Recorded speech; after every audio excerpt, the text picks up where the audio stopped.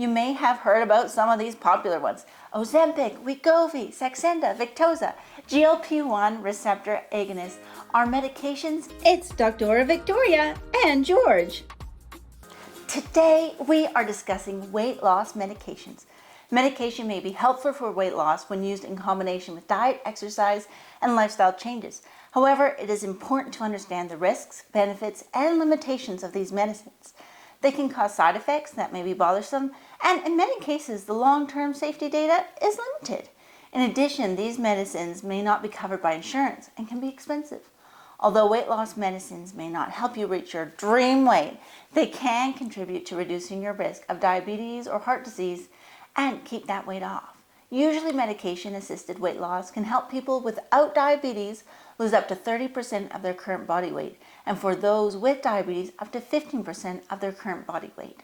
Weight loss medicines may be recommended for people who have not been able to lose weight with diet and exercise, who have a body mass index of 30 or more, or a BMI of 27 to 29.9 with other medical problems like diabetes, high cholesterol, or high blood pressure, or sleep apnea. I'm going to share about some available weight loss medications currently, and your doctor can talk to you about the different medications and your options based on your situation, medical history, and preferences. If you try a medicine for weight loss and it does not work, or you're bothered by the side effects, your doctor may suggest trying a different medicine or combination of medications. You may have heard about some of these popular ones: Ozempic, Wegovy, Saxenda, Victoza. GLP-1 receptor agonists are medications given by injection under the skin, under the abdomen, thigh, or upper arm. But there is an option for an oral medication as well. They are used in the treatment of diabetes and for weight loss. They work by increasing insulin release in response to a meal and slowing digestion. They may also have cardiovascular benefits in adults with type 2 diabetes. They work in many places of the body: the heart, the pancreas, fat cells. It mimics a compound in your body made in the gut, but the one you make only lasts for a few seconds. These synthetic medicines last anywhere from 24 hours to a whole week, depending on the brand. They tell your fat cells to mobilize fat and your brain, "Hey, I'm full now, you can stop feeding me." These medications are started at low doses.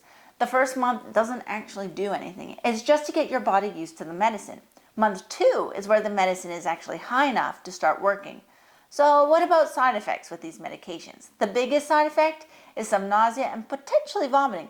I've had patients tell me, "Doctor, I have vomited twice on this medicine." And I said, "Well, what did you eat?" And they tell me, "Well, I had fried rice at the Chinese restaurant." Well, that will do it. When you have a high sugar load in your meal, white rice, bread, soda pop, juice, the medicine works more strongly with this higher sugar load. And when it's working harder, you get more nausea. So if you eat these things and drink these things, you better expect some nausea, and maybe vomiting might come. That being said, if you have constant nausea, even without eating it, it may be the medicine that's not the right pick for you, and an alternative may be better. What about contraindications? Reason to not take this medicine. This will be a history of pancreatitis that has not been caused by gallstones, a medical condition called multiple endocrine neoplasia type 2, and medullary thyroid cancer. It's also important to note that GLP-1 receptor agonists should not be taken during pregnancy. We don't have data that that's safe. Another similar medicine is Mounjaro, aka Tirzepatide, also a once-a-week injectable. It's more like a cousin to the GLP-1s that I just spoke about, semaglutide and liraglutide. Well, those two are brothers, those ones. The Saxenda and the Ozempic and the Wegovy, those ones are brothers, whereas Mounjaro is more of a cousin. So Mounjaro has a slightly different chemical shape and has multiple actions, not just that GLP-1, the glucagon-like peptide-1 style of action. It also has something called the GIP, glucose-dependent insulinotropic polypeptide, and it has a slightly different but similar action to the GLP-1s. So it's a bit more of a double whammy, and its results are a little bit more potent as well. It is currently indicated for diabetes only, but I expect that to change and will open up to weight loss as well. Moral of the story: if you have excess weight and diabetes, ask your doctor about this one. Moving on to Orlistat. This medicine reduces the amount of fat in your body absorbed from the foods you eat. A lower dose version, the brand name is called Ali, is available without a prescription in many countries, including the United States. It's an over-the-counter medication without a prescription. That being said, this medicine does not lower your weight set point. When we think about weight set points, it's where your body likes to stay. So if you eat too much, your body will compromise and have a greater energy expenditure, so it keeps your body weight. If you eat too little, it will lower your energy expenditure, so you keep your body weight at this one set point. So this medication does nothing to change that. The recommended dose of the prescription version is 1 capsule 3 times per day, taken with a meal. You can skip a dose if you skip a meal or if the meal contains no fat. Side effects. Well, side effects can include stomach cramps, gas, diarrhea, leakage of stool or oily stools. And these oily stools, it's not that your whole bowel movement is oily, it's that your formed bowel movement is there, and around it there's this oil that leaks out, sometimes when you're not expecting it, and can cause some very embarrassing mishaps if you catch my drift. And so you've got oil leaking out and you don't know about it. Ugh. But these problems are more likely when you take Orlistat with a high-fat meal. If more than 30% of calories in the meal are for fat, more likely. Side effects usually improve as you learn to avoid high-fat foods. Severe liver injury has been reported rarely in people taking Orlistat, but it's not known if Orlistat caused the liver problem. As well, because you're not absorbing the fat in your meal, there are fat-soluble vitamins. A, D, E, and K are fat-soluble vitamins, and they will not be absorbed. So if you take this medication and you're already deficient in vitamin D, many people are low and are taking vitamin D supplements. You're not going to be able to absorb that supplement from your vitamin D, or if you were getting it from some fortified food products like from dairy, which is often fortified with vitamin D. Moving on, let's talk about Phentermine. This medicine reduces food intake by causing you to feel full more quickly after eating. Phentermine is classified as a controlled substance due to its potential for abuse. Although the actual observed rate of abuse is extremely low, it is the most widely prescribed single-agent weight loss drug in the US. It has been around for many years and is a relatively affordable medication, much more so than the GLP-1s we talked about earlier. Those out of pocket are about $1,000 per pen. In trials ranging from 12 to 36 weeks, patients taking Phentermine lost an average of 15 to 17 pounds, that's 7 to 8 kilograms. Phentermine may cause an increase in blood pressure and heart rate. Your healthcare provider will monitor you for these side effects while you're taking the medication. In addition, Phentermine can cause insomnia, dry mouth, constipation, and nervousness. You should not take Phentermine if you have heart disease, uncontrolled blood pressure, hyperthyroidism, or a history of drug abuse. As well, if someone is prone to having palpitations, this is not a good medication for them, as it can precipitate more palpitations. Phentermine is taken once or twice daily and is intended for short-term use, less than 3 months. If you do not lose at least 5% of your initial body weight after 12 weeks, you should stop the medication most likely and talk with your healthcare provider about other options. As well, we do not recommend taking, or at least I don't, the full dose of Phentermine, because like I said, that can only be taken safely for 3 months at a time. It's much better to take a half dose of the medication because that can be used almost indefinitely, and if you start at a higher dose and drop down, your body may not be as sensitive to the medication. As long as this medication is tolerated well, it can help bring down the set point of an individual and used more long-term. Phentermine Topiramate, this is a combination drug available as a single capsule. The brand name is Qsymia. Topiramate is used for the prevention of migraine headaches and to treat seizures in people with epilepsy. People taking Topiramate for these indications lose weight, but the mechanism of weight loss is not well known. In trials ranging from 56 to 108 weeks, patients taking Phentermine and Topiramate in combination lost an average of about 6 to 9% of their initial body weight.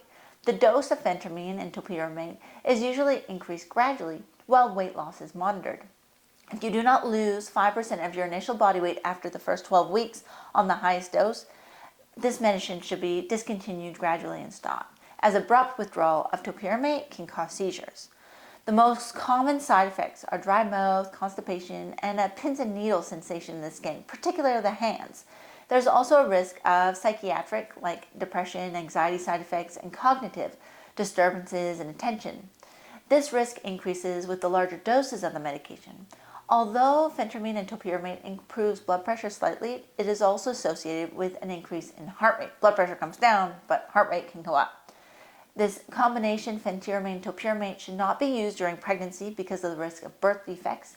People who could get pregnant should take a pregnancy test before starting this medication and monthly thereafter to ensure that they are not pregnant, and should be on a form of contraceptive while they're on the medicine. It should also not be used in people with cardiovascular disease, with high blood pressure, or coronary heart disease. Sometimes these medications are given separately to be more cost effective for the patient. I want to emphasize starting a very low dose for Topiramate because one of the main side effects of that medication, that numbness and tingling of the hands, can be quite bothersome. It's a medication, again, that we're using the side effect of weight loss in, but because that normal indication is for migraines and seizures, patients are usually started on really high doses because that's what's needed to prevent seizures. And those poor patients, they complain about the numbness and tingling in the hands so much. And that makes compliance more challenging. But if we start low and slow, we can work our way up to a higher dose. Bupropion and Naltrexone is another medication that's used for weight loss. It contains bupropion and naltrexone in combination. The brand name is Contrave. This is another medication that will also give off-label separately to be more cost-effective and get separate prescriptions for both these medications. Bupropion is a medicine that's used to treat depression and for cravings in those who are trying to quit smoking. It has the side effect of weight loss. Naltrexone is a drug used to treat alcohol and drug dependence, so it really helps with the craving department of food. People taking combination bupropion and naltrexone lost approximately 5 to 6% of their initial body weight after 1 year. Common side effects include nausea, headache, constipation, insomnia, vomiting, dizziness, and dry mouth. The dose of bupropion and naltrexone is increased gradually over 4 weeks. It should not be used in people with uncontrolled high blood pressure, a history of seizure disorders, or an eating disorder. It should also not be used by people who have taken or have recently taken certain other medications, including those containing bupropion, chronic opioids, or monoamine oxidase inhibitors. So those are a lot of different medications. It is not a completely exhaustive list, but many. So visit with your health care provider and see what's the best choice for you. An important concept to convey is that when we start medications for weight loss, particularly these ones that affect our set point, that bupropion, naltrexone, the Contrave, the GLP-1s, the Mounjaro, all of those help bring down our set point when it comes to weight. But if it's bringing down that set point to help me lose weight and make my body think, oh, this is where I'm happy, this is where I want my weight to be, that means that people will likely have to be on weight loss medication indefinitely. That doesn't mean they have to stay on high doses of medication or every medication that they were put on to help with weight loss, as we often use several in combination, but it does mean that they'll need something for maintenance in most instances to keep weight off, particularly if they're over 30 years of age. If someone is under 30 years of age, it's much easier to change that weight set point. Once you're over 30, it becomes much more challenging. Another instance where it's easier to bring down that weight set point is when someone is pregnant, and after pregnancy, they have 12 months to be able to reset their weight set point. Thank you for joining us today, our healthcare team. We hope that you'll join us next time. Bye-bye.